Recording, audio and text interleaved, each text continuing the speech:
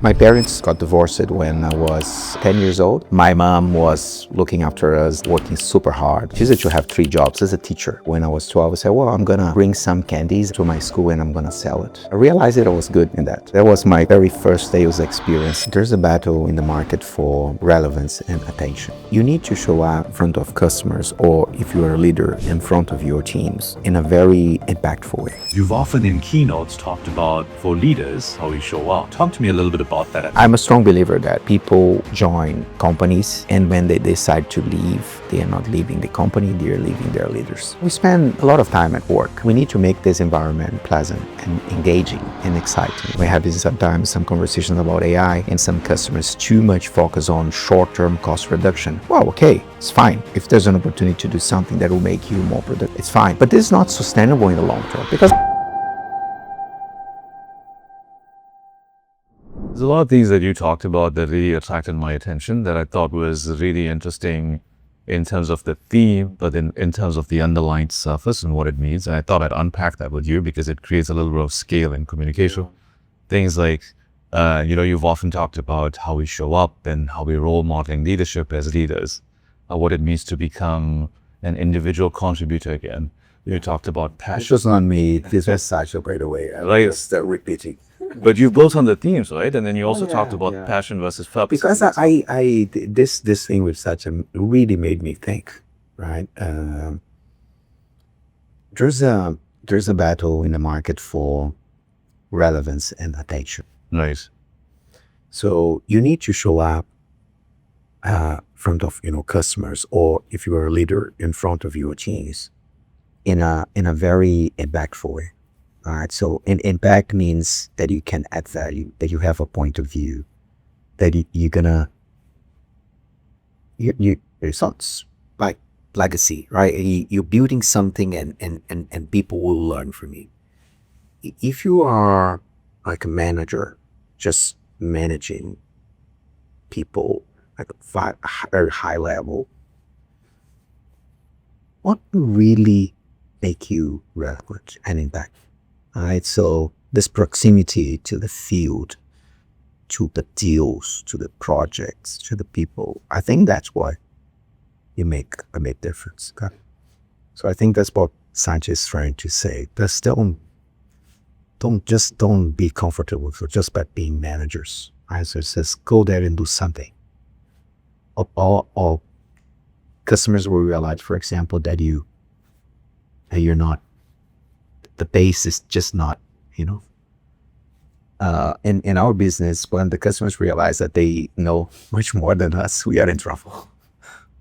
I want to unpack that with you, and I'll come to that a little bit later on. Because a lot of the time when we talk about that theme, there's the element of confidence, there's the element of building credibility in the conversation. Yeah. I'd love to learn what that means, but I want to go into your journey because you've had just a remarkable journey in terms of your overall journey from growing up in Brazil, from breaking into a corporate career, becoming the global CEO of hundreds of thousands of people in Avanade, making an impact to customers, to partners, and to organizations around the world at different levels and segments, enterprise segments, mid-market, SMB at scale.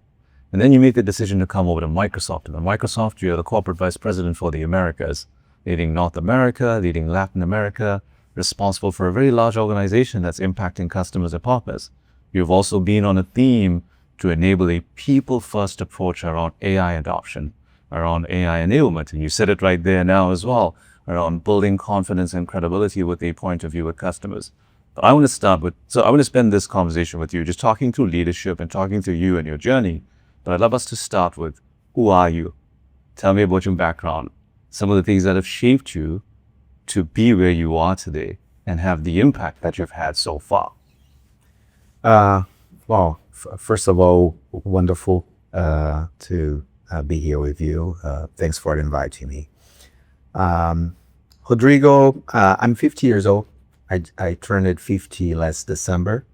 So I've always heard that when you turn 50, this is one of those like big milestones. I know you just turned 40, so that's true. I'm 10 years ahead. I was born in Rio de Janeiro, Brazil in 1975. Middle class. I mean, you know, the first couple of years, I mean, soccer was a big thing for me, just like it is for many Brazilians. My favorite thing. I thought I was going to become pro. I think I wanted to at some point, but you know that this is a really tough career, and then and in Brazil you have to choose the path. You can do both. You can go to university and play soccer, right? So like in the US, and I chose about to go to university, and there's no regrets. I think it was the right decision. Um, uh, my parents got divorced when I was 10 years old, so it was a little bit tough. So basically, my mom was like looking after us and doing everything, right? Working super hard. Um, Probably one of the reasons why I love sales is because I mean to help at home. When I was 12 years old, I remember my mom. She said to have three jobs as a teacher. Wow. So teach that. I mean, a teacher in Brazil doesn't make money, right? Especially if you're a teacher in public schools for kids, right? So as her fourth job, she decided to make some, chocolate candies at home. And I remember when I was 12, I said, well, I'm gonna bring some to my school and I'm gonna sell it, right? So, and I realized that I was good in that, right? So that was my very first sales experience. But I mean, good life. I can't complain. Yeah, some tough moments, but really, really good. I'm a production engineer, um, university in Rio de Janeiro. I joined it, my first job. I joined it as an intern, Accenture. I used it to be Anderson Consulting, and that's where I started my career. Um, until I think I was 18, 19 years old, I didn't speak any English. Wow. And when I joined an American company, this was not super required for me to deliver my projects in Rio, Brazil, but it was an international company. I realized that to grow in this environment, this was something important. And then I started to, accelerate my learning and to get ready for what was going to, what was ahead of me. But yeah, it was a good journey, right? So Anderson Consulting, then Totus. Totus is a Brazilian software house. I worked at 8 years, 10 years with Anderson / Accenture, 8 years with this company, Totus, 8.5, and as the sales vice president, so leading a pretty large sales organization, 4,000 sellers. Wow. It's a small and medium business. Great learnings and things that I'm actually applying now big time in my current job. Great learnings. What are some of those learnings, some of those moments that shaped you, right? Because it's not easy to just take over a large organization and just have people follow you. Like, what are some of the key moments that you'd say fueled how you lead? I think, Rushan, when you are in the enterprise business, when you are selling or delivering to some large organizations, usually those cycles, the sales cycle, the delivery cycle, they're long enough for you to able to go super deep and build some customer intimacy, right? So strong relationships, you're present, and then you learn, and then they love you because as a consultant, you're there every day making a difference. When you think about the small and medium business, right, or mid-market, so we can use whatever terminology we want. You need to find different ways to make an impact because you can't be that every day. You just can't. But you still need to be impactful. You just need to find different ways to do that. So when this transition from Accenture to Totos helped me build those muscles of this one-to-many thinking. Like a great idea is great if it's an idea that will impact 100 customers. If it's going to impact one or two customers, it's probably a good idea, but it's not great. That's it changes your mindset. Nice. When you think mid-market, small and medium business. So I think that like muscles, and this is one, and the other one is understanding the channel, right? So the distribution, right? Because sometimes when you say we, it's not actually you. There's someone between you and the customer, and you need to enable them. You need to make them powerful, impactful. And it's about skilling. It's about helping them understand how to position the combined offer, which is product plus services. And again, it's not you. And sometimes it's not your team. It's someone else, right? In our model, it's our ecosystem, our partners. So this is something that I always also learned in my 8.5 years with Totos, right? Which was, in Accenture was very different. It was just me and pretty large enterprise customers, long projects, 2 years implementing an ERP, 3 years building like a custom system on .NET or Java, or it's different, right? So it's a different animal, right? And so it was really powerful. Then after 8.5 years, I joined an Avalanche. That's when I joined the Microsoft ecosystem, and Right. this was in 2015. Right. And lots of things happened there.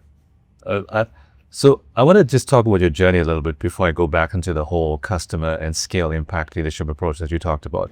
I'm getting a sense that from what you talked about on your overall personal journey, there's a lot of big, bold, and intimidating maybe decisions that you've had to make.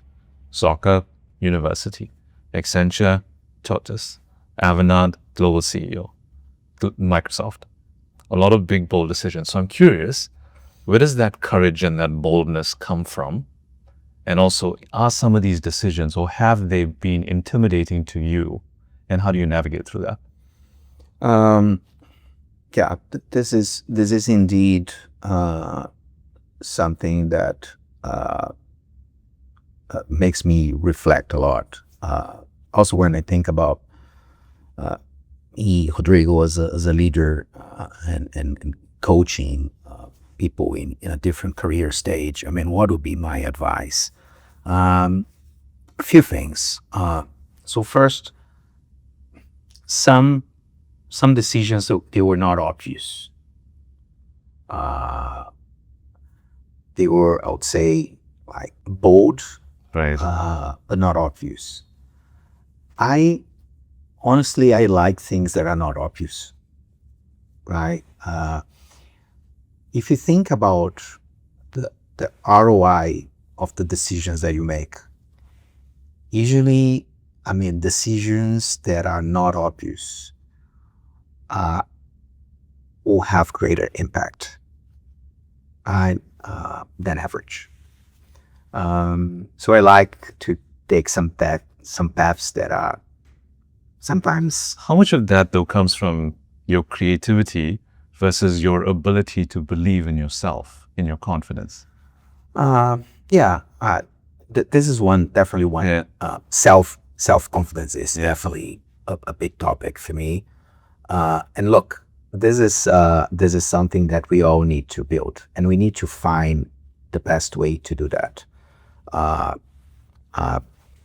Something that I do, that many people who work closely with me know that I do for now 11 years.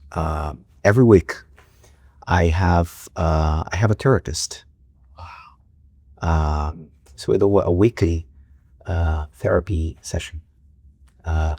So that's why I don't have a coach, right? Because she's my coach, right? So we talk a lot about like personal things.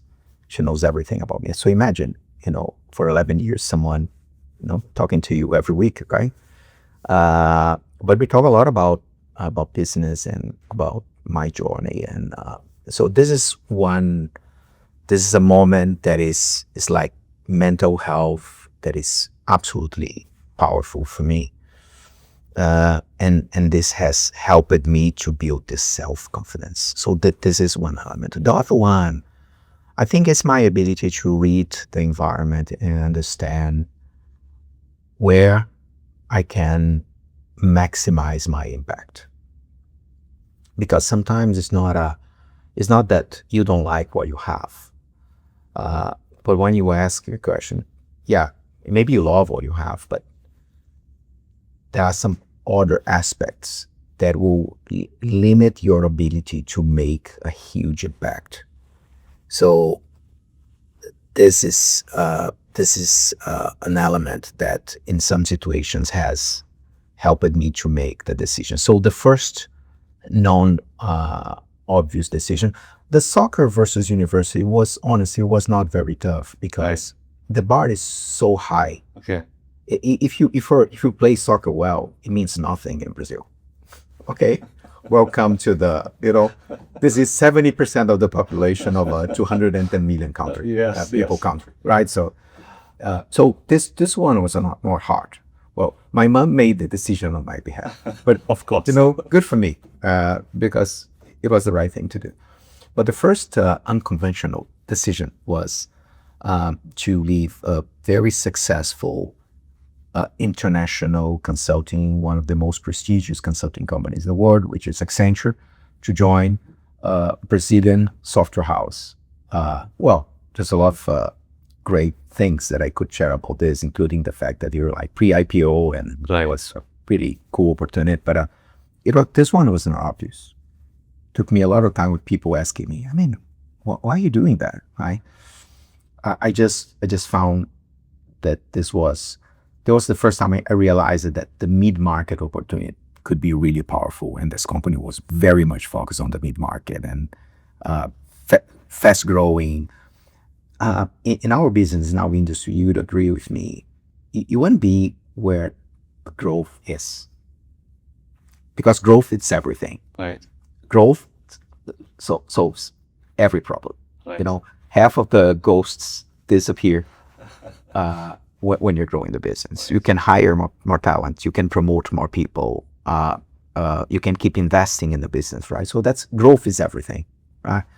That's why when we're having sometimes some conversation about AI, and I see some customers too much focus on short-term cost reduction. Well, okay, it's fine. If there's an opportunity to do something that will make you more productive, it's fine. But it's not sustainable in the long term, because at some point you just can't cut anymore. What will determine the value of this company in the future is their ability to grow, disproportionately their top line. It's like a long game, yeah. Yeah. So growth. So I realized that this company was going to grow faster than Accenture at some point. I mean, different industry, different market, different segment, but there was one element, and the other one was the ability to learn new things and build new muscles, right? So after more than 10 years with Accenture, I realized that there was an opportunity there. It was wonderful. It was great. I had a great time. The other decision that was not obvious was to leave this organization and join Avanade, because I was joining Avanade in Brazil. Right. And it was very small. It's like 200 consultants, which is considered very small. Like 200 consultants, like a small boutique. Nice brand, Hollywood parents with Accenture and Microsoft, but very small, right? And I was a VP, a senior VP, leading businesses was like 20 times bigger than Avanade's business. But I realized that, and just to provide some context, this was 2015, Satya's book. I was really inspired when I read the book, and I said, oh, there's something here. And clearly there's something wrong in terms of market share. This company in Brazil should be a 2,000 people company, not a 200 people company. Well, fast forward, that's the size of Avanade in Brazil right now. It's actually 3,200 people, right? So that's the size of Avanade in Brazil, one of the most successful subsidiaries of Avanade globally. But back to this decision wasn't obvious, but I saw an opportunity of like fast growing, which happened. And then my other two roles with Avanade was just was just recognized by the impact that I was making. First in Brazil, and then I moved to Asia. 5 years in Singapore, 4.5 years in Singapore with running Asia Pacific, 3x revenue growth with no acquisitions, so pure like organically, yes, really powerful. The Asia story is a really powerful story, and then it took me to the CEO, to the global CEO role, and it gave me the opportunity to move to the US, right? So I moved to the US 3 years back when I got this CEO job, more impactful. I want to bring it back to what we were talking about at the start of this conversation with Satya's theme around the world that we're in today in terms of the evolution of technology and AI. As leaders, our role as becoming individual contributors again. I'd love us to bring it back to that, and I'd love to get your depth around what that actually means for leaders that are watching this and for leaders that are interested in making that impact. Yeah, when I heard Satya saying this, well, first I found really powerful, and it made me think that there's a battle for, attention, relevance in the market with so many things. Every week there's something really cool being launched and announced. It's actually really hard to keep up to speed on the amount of innovation. But to be able to play, not just play, to be able to make a difference, to be able to shape the demand, to shape what is ahead, you need to be relevant and impactful. And I just realized it when I heard Satya saying this. I mean, it's impossible to get there if you're not close enough to the real world, if you're not grounded in reality, understanding more deeply what is behind that innovation, understanding the details, getting closer to customers. If you're just at a very high level managing ICs, but you're not close enough, there's a chance that you're going to become less relevant.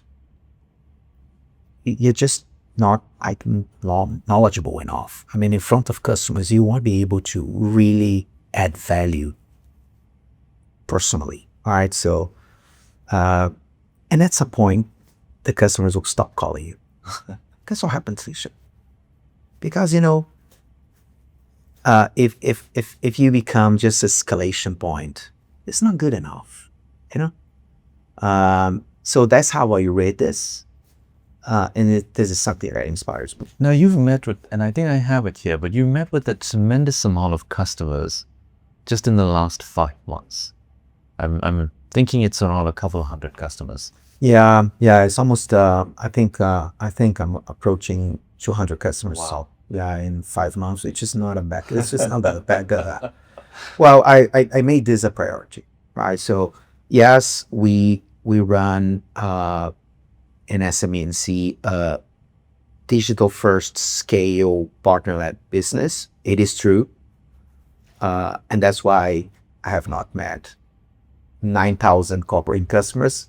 I'm at only 200, right? Because I can't be everywhere. But it doesn't mean that I can't be with customers. And those moments with customers are so powerful. Right?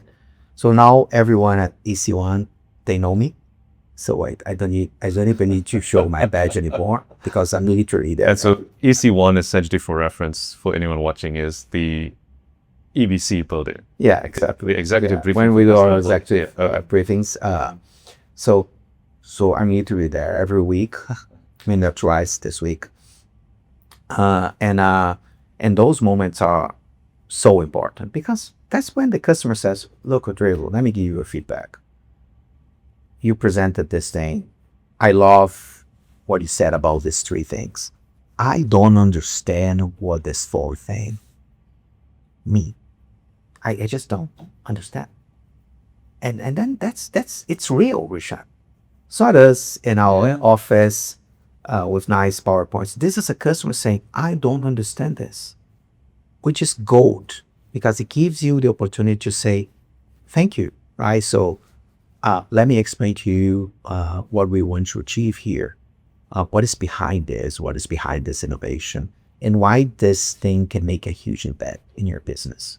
And if you're not happy with the answer, I'm going to bring the best of Microsoft and make sure that you're going to leave the conversation with, like full understanding of what we are trying to achieve here, right? So only customers can do that for you, right?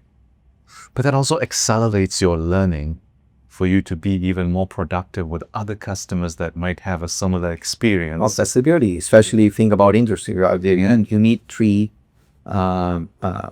customers in a retail industry. I mean, the fourth conversation you're gonna have, you're much smarter.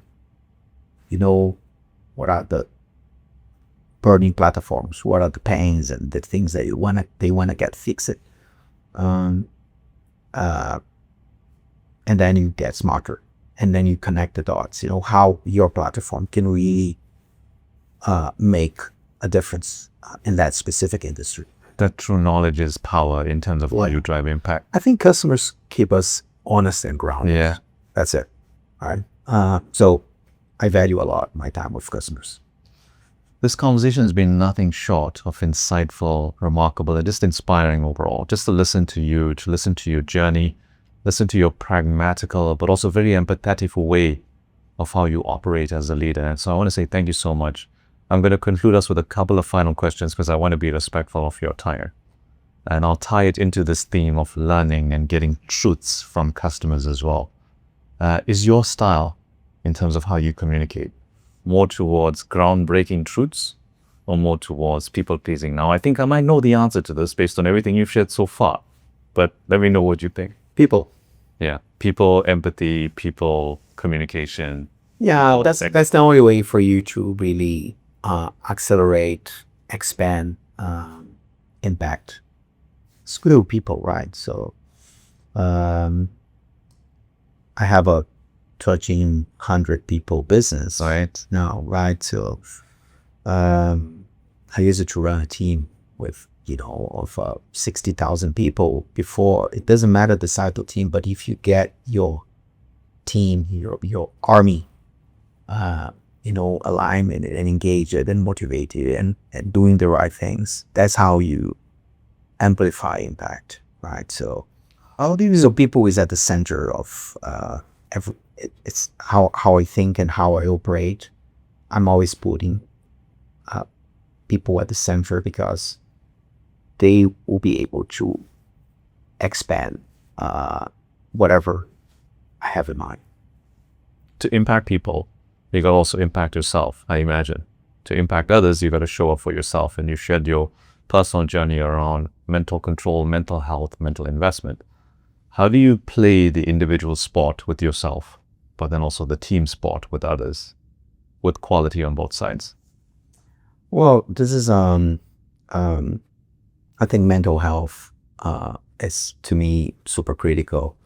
And there's no like one size fits all. I mean, what works for me won't necessarily work. My package is my boxing, my therapy, and massage, which is something that I really miss from my time in Asia because it's so much. I mean, it's affordable, it's easy, it's literally in every corner. There's a wonderful massage place. In the US, it's not like that. But I found a place here. And I'm now enjoying, and I'm going there twice a month. I'm really enjoying it. So that's my package. It works for me, makes me feel good and energized and clear about how to manage things and prioritize. And how you show up. Yeah. So I think everyone should at least just reflect, stop and think about it. At least even if you're not doing anything specific, just think about it. What are the things that can help you be you every day, right? So bring the right, focus, you understand yourself, you feel confident, you feel good. And then you're gonna find an answer eventually, right? So this is one. And the other one is I like to be with people, and I find connections really powerful, right? So one of the reasons why I'm always here, I like to be the office, because sometimes you plan your day, you say, well, I have these 3 meetings today. You end up doing the 3 meetings plus many other things just because you were there, that you were able to connect with people. And I think those connections create excitement, generate business, and give you an opportunity to learn different perspectives, to meet other people. So I find those moments always exciting. So that's how I like to balance, the time for me, for Rodrigo, and the time with my teams.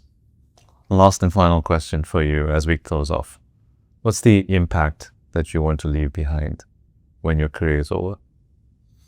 I think if people who have worked with me, if they say that they have learned a lot from the time they have worked with me, and somehow I helped them to be impactful, happy at work. To me, this is something that means a lot. I love that. I love that. Thank you so much. Really, I really enjoyed this conversation. Just a lot of great insight, lessons learned. And I'll be very honest with you, I was very curious about your journey just coming into this conversation. It's one of the reasons I really wanted to do this after so many years and just learn about who you are, and just nothing short of inspiring and remarkable. And so I appreciate you creating the environment you're creating. I appreciate the role modeling you're doing. Thank you for investing in our teams and our customers and just everything you do. And I know that folks that are listening will enjoy this and really walk away with some really strong lessons and pieces to walk away with. Anytime. I mean, I had a great time too. Thank you for inviting me. This was a really good conversation. Well done. I mean, you are like a natural Thank you. interview. There's great potential there, man. You should invest in this. On your path, you're good at that. I appreciate that. Thank you so much for prioritizing and making time for me during a very busy time of the year for you. So I appreciate it. It was great. Wonderful time. Thank you.